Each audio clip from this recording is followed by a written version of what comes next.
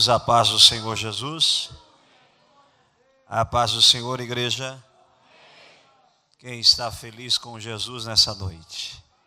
Amém? Diga para essa pessoa que está do seu lado, esse irmão, que bom que você veio nesta noite, que bom que você está aqui.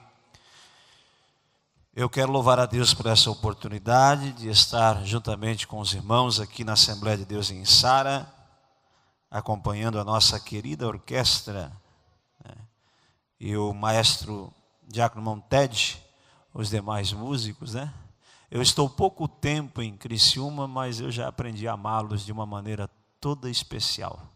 Deus abençoe a vida de vocês, Músicos que estão aqui, moços, moças, uns mais jovens, Uns um pouquinho mais com a quilometragem mais elevada.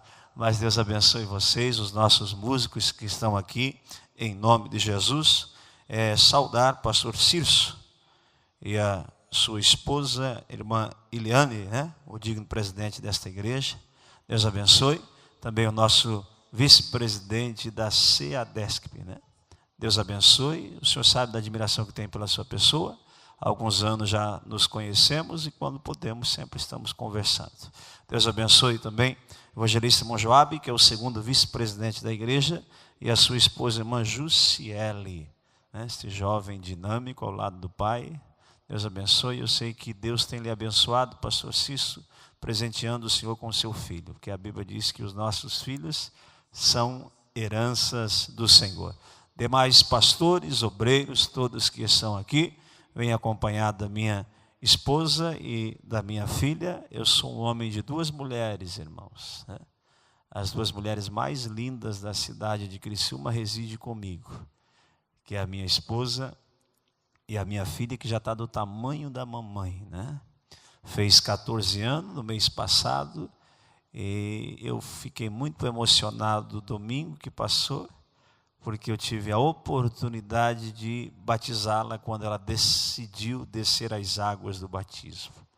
Nunca a forçamos, ela pediu, eu falei, então faça o discipulado e desça as águas do batismo para confessar a Cristo publicamente como seu único e suficiente Salvador. Trago saudações do nosso muito digno presidente, pastor João Senovaile, que é o presidente da nossa magna convenção e também da Assembleia de Deus em Criciúma. Nosso nobre vice-presidente, pastor Roberto, também sua esposa. As esposas mandaram abraços para todos vocês, viu, pastor? Deus abençoe.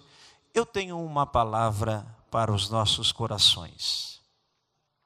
Abra a sua Bíblia. Acredite que esta palavra desceu ao meu coração agora. Não que não preparara alguma coisa. Preparara, estava com um sermão aqui, um pouco rabiscado, mas eu não vou usá-lo, porque o Espírito Santo me incomodou e me lembrou de um texto da Bíblia, que está no livro de Lamentações, capítulo de número 5, versículo de número 15 em diante. Nós estamos há 8 meses na cidade de Criciúma, enquanto os irmãos procuram. Eu estou apresentando Mensageiros da Última Hora, o programa das 6 às 7. Eu não sei se algum dos irmãos tem nos acompanhado na Rádio Vertical FM. E estamos nos sentindo muito amados por Criciúma. O nosso presidente, nosso vice-presidente, os irmãos que sempre estão sorrindo para a gente. Eu estava falando com o pastor Cirso ontem que Criciúma tem sido um presente de Deus para as nossas vidas. Até porque eu comecei muito jovem no ministério, aos 18 anos de idade. Vai fazer 20 anos que estou servindo ao Senhor no ministério de tempo integral. E quando eu olho para uma frase como aquela, o meu coração fica inflamado por missões.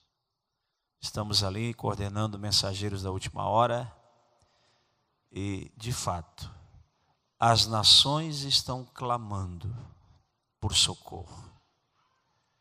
Eu não sei o que Deus tem que fazer com a igreja do Brasil.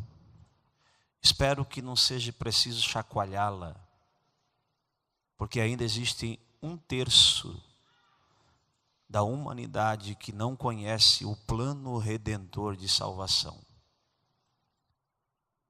Eu estava conversando com o pastor Cício. Ontem eu estive na Espanha por 2 anos aproximadamente. Tem 8.111 municípios na Espanha. Existem mais de 7.000 municípios sem uma igreja evangélica. Assustem-se, esta semana eu estava lendo um pouquinho e está em primeiro lugar no ranking do ateísmo a Suécia, que é a nação dos nossos pais, Daniel Berg e Gunnar Wingre. Uma nação que enviou inúmeros missionários, inclusive Daniel Berg e Gunnar Wingre, para nos pregar o Evangelho. Hoje é a número 1 no ranking do ateísmo. Então, que a igreja do Brasil possa se despertar, deixar de ser egocêntrica, vir ao culto só para receber, passar a vir ao culto para dar o seu melhor ao Senhor e fazer alguma coisa em favor daqueles que precisam ouvir o Evangelho de Cristo Jesus. Amém, meus irmãos? Os irmãos acharam um texto? Digam amém. Lamentações 5, do 15 em diante nos diz: cessou o gozo do nosso coração, converteu-se em lamentação a nossa dança, caiu a coroa da nossa cabeça. Ai de nós, porque pecamos. Por isso desmaiou o nosso coração, por isso se escureceram os nossos olhos. Pelo monte de Sião que está assolado andam as raposas. Tu, Senhor, permaneces eternamente e o teu trono de geração em geração. Por que te esquecerias de nós para sempre? Por que nos desampararias por tanto tempo? Converte-nos, Senhor, a ti, e nós nos converteremos. Renova os nossos dias como dantes. Capítulo 3, versículo 29, por gentileza. Capítulo 3, versículo 29, nos diz: ponha a boca no pó, porque talvez assim haja esperança. Repita comigo em alto e bom som: ainda há esperança. Mais uma vez diga: ainda há esperança. Se assente, por favor.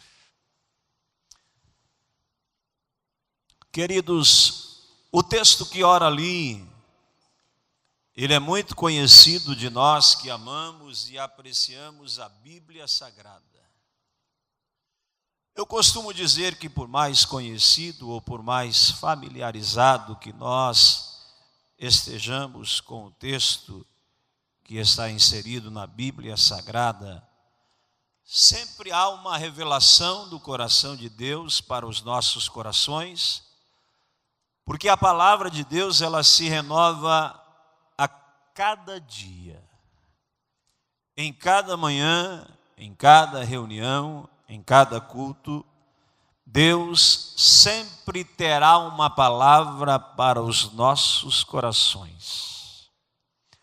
Quando nós lemos o livro de Lamentações de Jeremias, o título deste livro já nos chama a atenção, porque está falando de lamentações.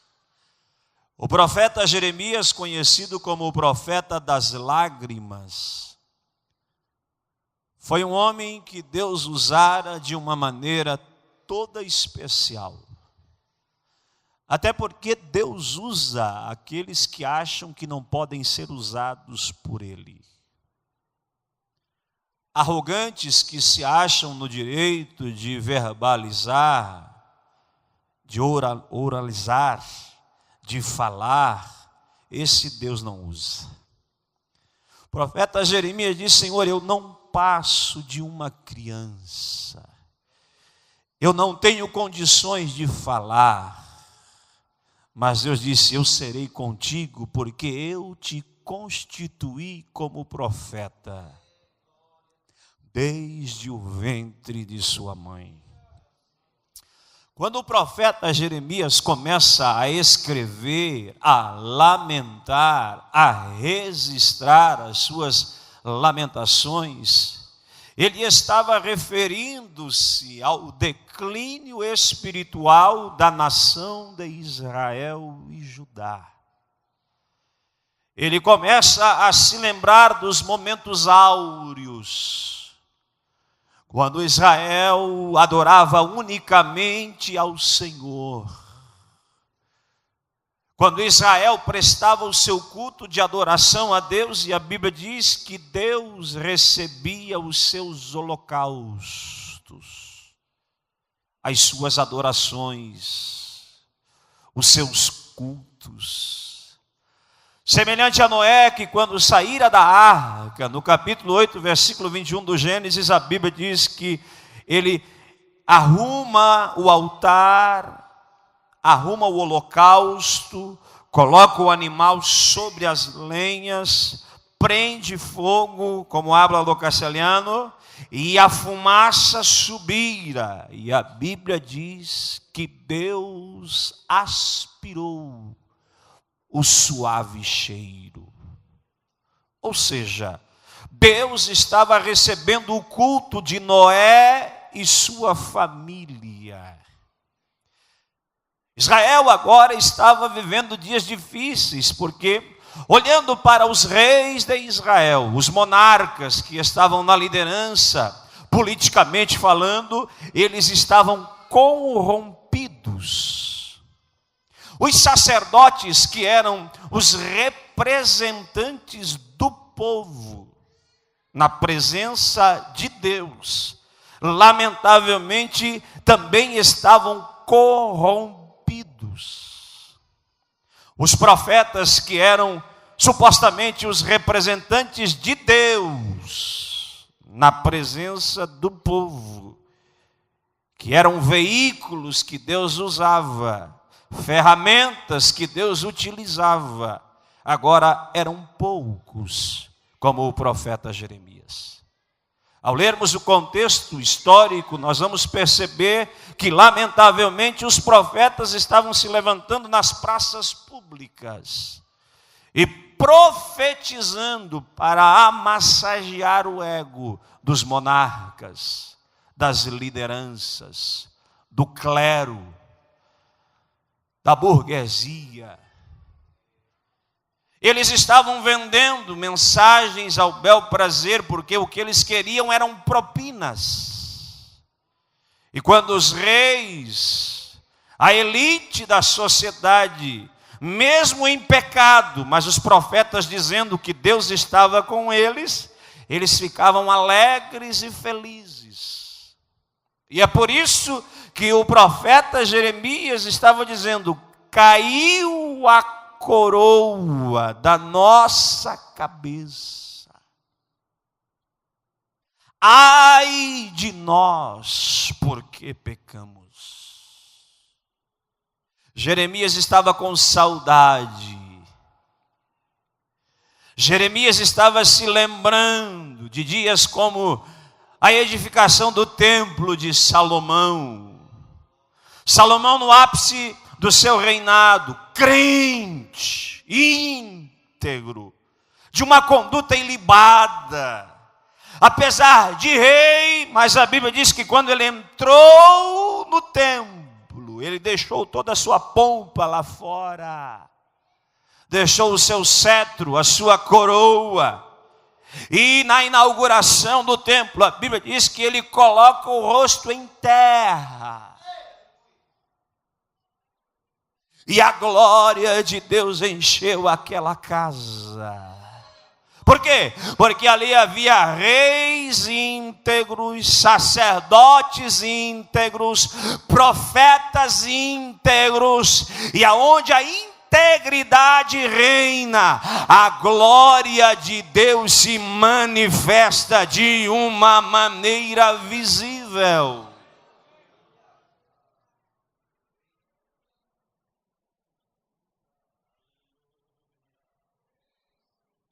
Enquanto nós estávamos cultuando ao Senhor, o Espírito Santo ia ministrando ao meu coração e me cobrando.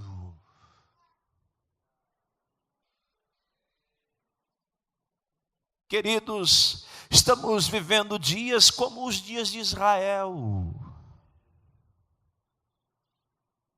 Lamentavelmente, este mesmo rei que atraíra a glória de Deus foi o rei que começou a corromper o culto anos depois, quando começaram a fazer alianças com nações que Deus não autorizara. Deus sempre deixou mandamentos, preceitos e estatutos, e esses são a palavra que está em nossas mãos, e nós precisamos entender que precisamos obedecer à voz do Senhor, para que a sua glória possa nos sustentar e permanecermos de pé diante da sua maravilhosa presença. E aí o profeta Jeremias escreve no capítulo 3, versículo 29, uma frase que a princípio um pouco pejorativa, se nós não lermos o contexto e falarmos um pouco da história. Quando ele disser assim, põe a sua boca no pó, porque talvez assim ainda haja uma esperança. Nós estamos vivendo dias semelhantes aos dias do profeta Jeremias. Como pastor, de vez em quando sou abordado e algumas pessoas me questionam dizendo, pastor, por que os milagres não estão em evidência como antigamente? A igreja não é mais a mesma, pastor. E aí eu sou obrigado a questionar as pessoas que estão me questionando, com tréplicas, e perguntando-os, quem é a igreja? Aí eles me respondem, a igreja somos nós. E aí eu digo, então você não é mais o mesmo. Você não ora mais como orava antes. Você não jejua mais como jejuava antes. Há alguns anos atrás, não que isso seja pecado, mas na nossa mentalidade, dia de culto de Santa Ceia, se nós não viéssemos em jejum, nós estaríamos pecando. Porque havia um temor, um propósito, tudo o que nós queríamos era guardar os preceitos do Senhor. E a Bíblia diz que nós erramos quando nós não conhecemos, quando nós não guardamos, quando nós não amamos a palavra do Senhor Jesus.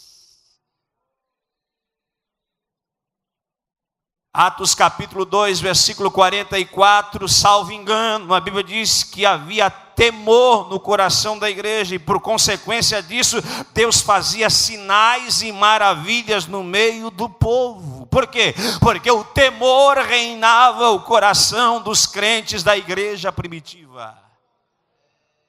Eles não tinham pregadores renomados, estrela do mundo gospel, oradores da teologia, seja ela calvinista ou arminiana, mas eles tinham homens cheios do Espírito Santo de Deus, que na simplicidade e vocacionados pelo Senhor, eles abriam a boca e pregavam um sermão e 3.000 almas aceitavam a Jesus como único e suficiente Salvador.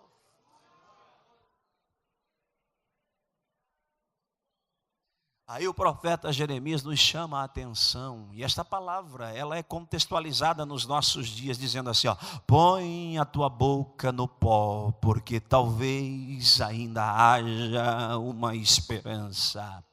Sabe qual é o maior pecado da igreja da pós-modernidade? É que nós deixamos de pôr a boca no pó. Porque pôr a boca no pó não é ser pejorativo. Pôr a boca no pó era um hábito dos orientais que, quando queriam adorar os seus deuses, ou no caso Israel, que quando queria adorar ao Senhor, eles colocavam a boca no pó, eles se prostravam diante da santidade do Senhor, eles reconheciam o seu senhorio, ainda que em momentos de provas, de adversidades. No caso de Abraão, o pai da fé, quando estava subindo um dos montes da região do Moriá, quando o seu filho questionara: aonde está o cordeiro? Ou seja, no momento de prova, de luta, levando o seu filho ao sacrifício, ele levanta a voz aos céus e diz: o cordeiro Deus proverá para si. Ou seja, ele adora, ele reconhece a grandeza de Deus, ele reconhece a soberania de Deus, ele reconhece a eternidade de Deus.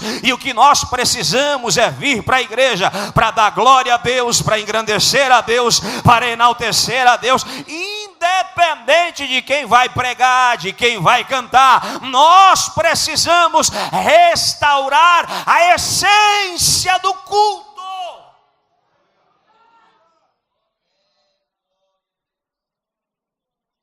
Hoje temos poltronas na igreja e não queremos nem dobrar os joelhos para orar. Que dirá colocar boca no pó.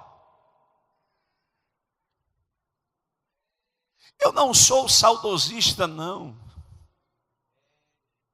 Até porque já passei por uma transculturação. Eu entendo o que é preceito divino, o que é doutrina divina. Fomos missionários, eu e minha esposa, na Bolívia, na Espanha. Conhecemos alguns países. Mas eu tenho saudade.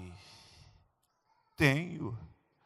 Daquele tempo em que, quando chegávamos na porta da igreja, aliás, eu vou mais além, quando nós estávamos nos aproximando da igreja, 300, 400 metros, ouvia-se o clamor de uma congregação apaixonada pelo Senhor, orando e dizendo: Senhor, batiza com o Espírito Santo, salva, transforma, move os céus em direção ao culto dessa noite. É por isso que eu frequentei cultos como lá na congregação do Cedro, em Cambori, uma igrejinha de madeira. Saudoso pastor Avelino Marcelai, que sofreu um infarto ali em Porto Belo aos 56 anos de idade. Simples, cortador de paralelepípedo. Eu sou filho de um cortador de paralelepípedo. Meu pai é um diácono da igreja,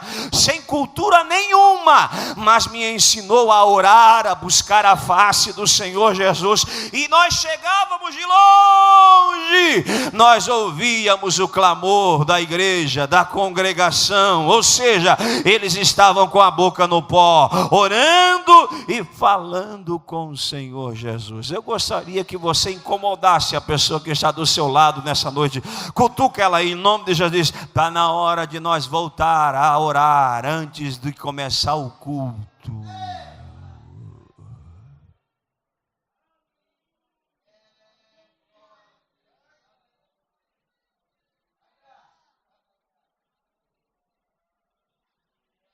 Estamos lançando todas as nossas expectativas em pregadores, em cantores.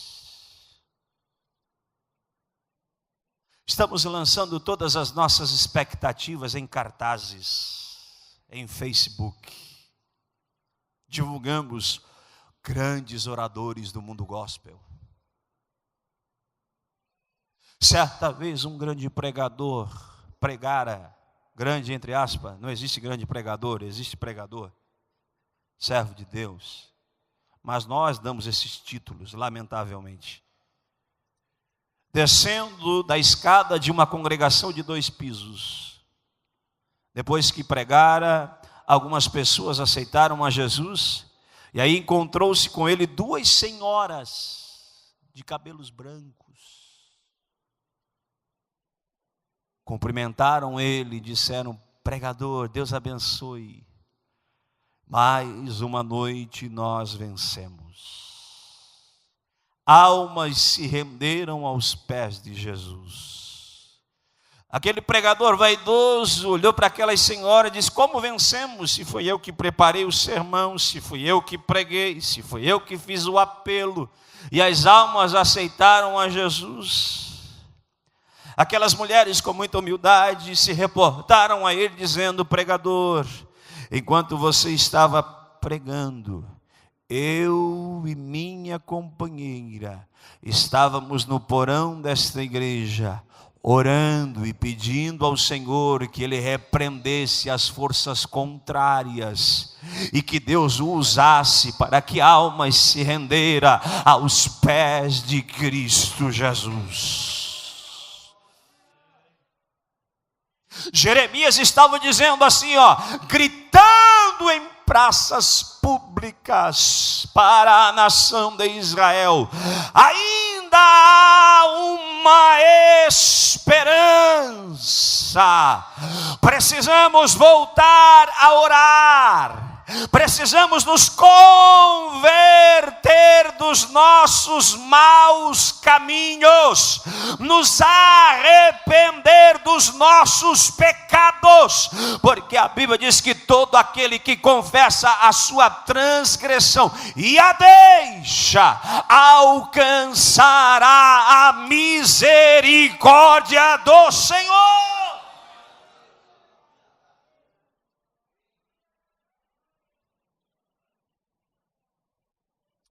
Agora, o que acontece quando nós invocamos o nome do Senhor? Quando nós reconhecemos as nossas mazelas, as nossas fragilidades? Primeiro, capítulo 3, versículo de número 55 de Lamentações: invoquei o teu nome, Senhor, desde a mais profunda cova. Ouviste a minha voz. Quando nós clamamos, quando nós oramos, quando nós nos colocamos na presença de Deus em oração, com um coração arrependido, a Bíblia nos ensina que Deus ouve a nossa voz, o nosso clamor, a nossa oração. Salmo 34, verso 17 diz que o justo clama, o Senhor o ouve e o livra de toda a sua angústia. Eu sei que tem crente angustiado, eu sei que tem crente aflito, com saudade de língua estranha, de batismo com o Espírito Santo, de mover das águas. Em nome de Jesus, levanta-te, não para permanecer de pé, mas para pôr a sua boca no pó, orar e falar com o Senhor, porque Deus vai ouvir as nossas orações e vai nos trazer respostas. Quem acredita, deixa eu ver, levante a sua mão por um instante e diga alguma coisa para Deus.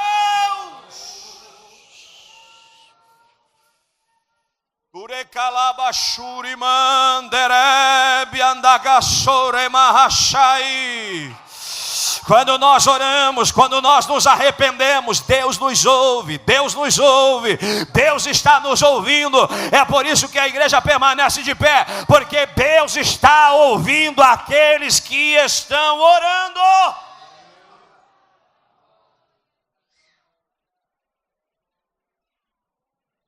O crente que ora atrai o coração de Deus.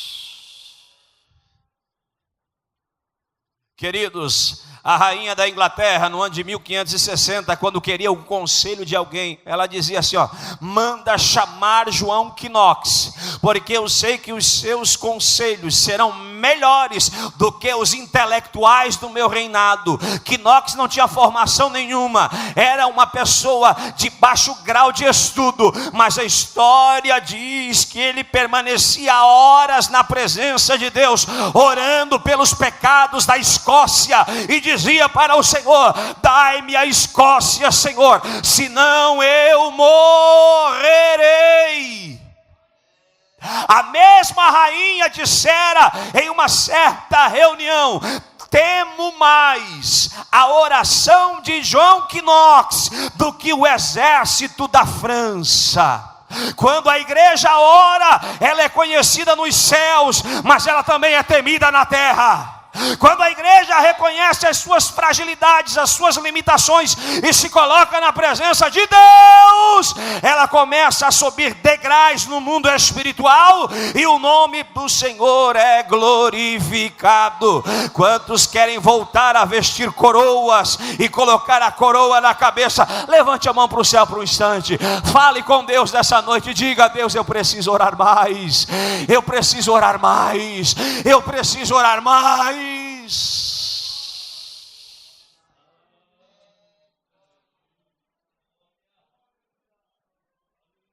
Quando nós oramos e buscamos a face do Senhor, segundo versículo de número 57 do capítulo 3, tu te aproximaste no dia em que eu te invoquei e disseste: não temas. Quando nós oramos, quando nós nos colocamos na presença de Deus, quando nós buscamos a face do Senhor, nós nos aproximamos dele. Não que Deus se distanciou ou está distante de nós, mas somos nós que lamentavelmente, aos poucos, vamos nos distanciando do Senhor. Vamos nos distanciando do culto. Vamos nos distanciando do devocional. Vamos nos distanciando da leitura bíblica. Vamos nos distanciando da oração. E vamos nos aproximando de Rede Globo, de novelas, de internet, não no sentido positivo, mas vamos visitando alguns sites que vão nos tirando da presença de Deus, vão nos afastando, e a nossa mente deixa de ser a mente de Cristo, porque visualizamos às vezes conteúdos absurdos, pornográficos, ilícitos, e queremos estar no culto sentindo a glória de Deus, queremos cantar e ver a igreja na euforia, queremos pregar e queremos ver a igreja sentir alguma coisa de Deus, mas nada acontece, porque lamentavelmente estamos distante de Deus. O negócio não é ter oratória, o negócio não é ter conhecimento armazenado no cérebro, na massa cefálica, não. O negócio é ter um coração aberto para receber as revelações de Deus, e quando nós estamos invocando, adorando a Deus, nós nos aproximamos dele. É por isso que o Senhor disse na sua palavra, Tiago capítulo 4, versículo 8: chegai-vos a Deus, e ele se chegará a vós.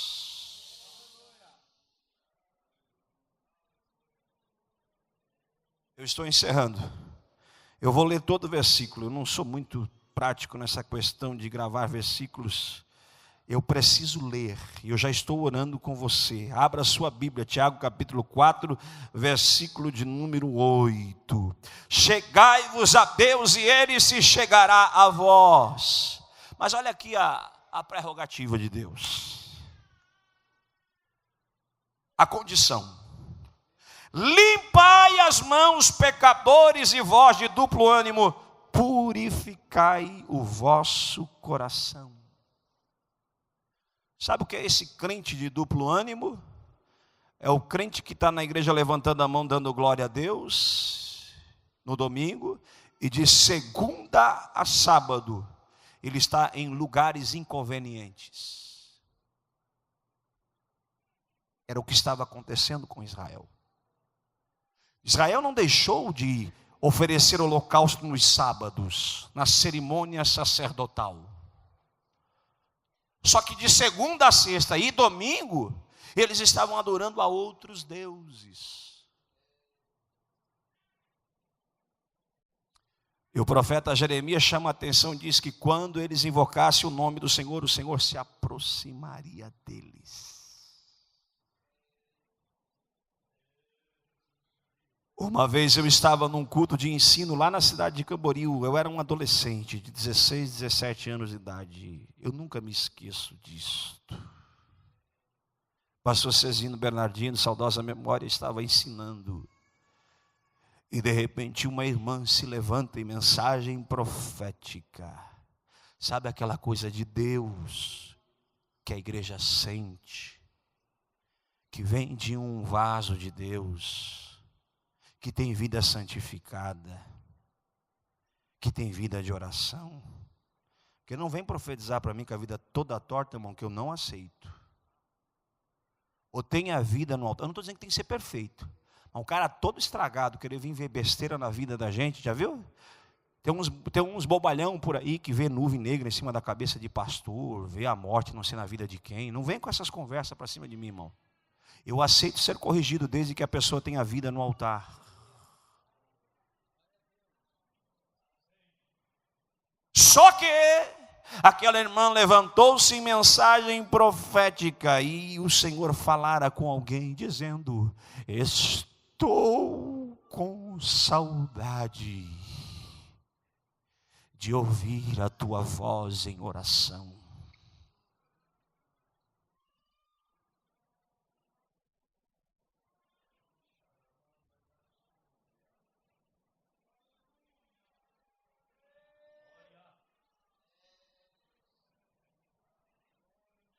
Quantos minutos estamos orando por dia? Quantos dias estamos orando por semana? Quantas semanas estamos orando por mês?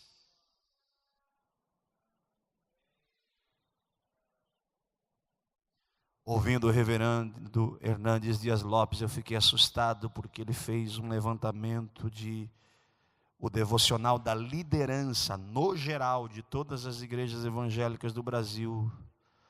Os pastores, lamentavelmente, estão tendo um devocional só de 15 minutos diário. Isso a maioria. É claro que existem as exceções.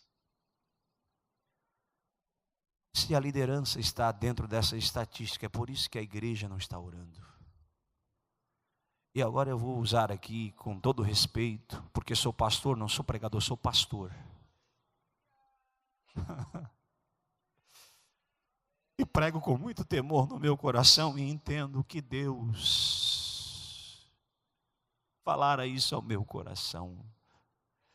Líderes de igreja, em nome de Jesus, de departamento, seja desde o infantil até o departamento de ensino. É tempo de nós estarmos próximos de Deus na oração. Não adianta de nada nós estarmos com a nossa parede condecorada, cheio de canudos e diplomas, se nós não termos a glória de Deus na nossa vida, nada disso vai resolver. Fique de pé, por gentileza. Posso orar, pastor? Quando nós colocamos a boca no pó e invocamos o nome do Senhor. Terceiro, Ele pleiteia as nossas causas. Ele advoga em nosso favor. Possível que nós tenhamos pais aqui que estão tentando convencer os seus filhos a voltarem para a casa do Senhor através de argumentações. Vou lhe dar um conselho: ore. Ore. Nas madrugadas, quando vossos filhos estiverem dormindo, entra no quarto deles, coloca a boca no pó lá no lado da cama deles e ore.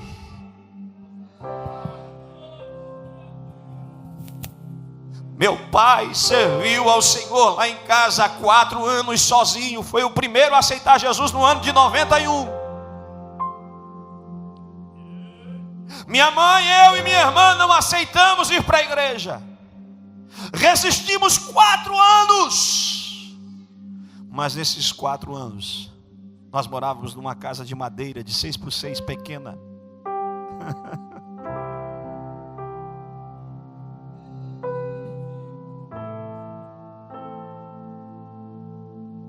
Todos os dias, 3 horas da manhã, meu pai estava de joelho, orando na sala daquela pequena casa. E dizia: Deus, os meus filhos, a minha esposa, salva eles, salva, transforma o coração da minha esposa, dos meus filhos. Uricalabachanderébias. Depois de 4 anos, no mês de setembro, minha mãe levanta as mãos para os céus. Na sexta-feira, no dia 21 de setembro, eu aceito Jesus. No sábado eu vou no culto, levanto as minhas mãos para o céu no dia 21 e aceito a Jesus. Na terça-feira, no dia 23 ou 24, a minha irmã vai num culto de ensino e aceita Jesus. No mês de dezembro de 97, eu, mamãe e minha irmã descendo as águas do batismo juntos, e o meu pai na frente do tanque batismal, com as mãos levantadas, dizendo: Deus é fiel, Deus é fiel. Eu acredito na fidelidade. Quem acredita na fidelidade de Deus, dê a mão para a pessoa que está do seu lado nessa noite. Eu quero orar neste momento, aleluia. Diga para essa pessoa: ainda há esperança. Diga para essa pessoa: ainda há esperança. Se nós temos crente batizado com o Espírito Santo, ora em línguas agora. Receba algo do céu. Pai, nós estamos na tua presença. Queremos adorar o teu nome, glorificar a tua face. Do labagassuri mandelebrias, degabashuri mandelebagassura bacarachai. Nossa oração nessa noite é a oração do Jeremias, do profeta das lágrimas. Senhor, converte-nos a ti, nós nos converteremos e renova os nossos dias como os dias anteriores. Nós oramos e pedimos a tua bênção.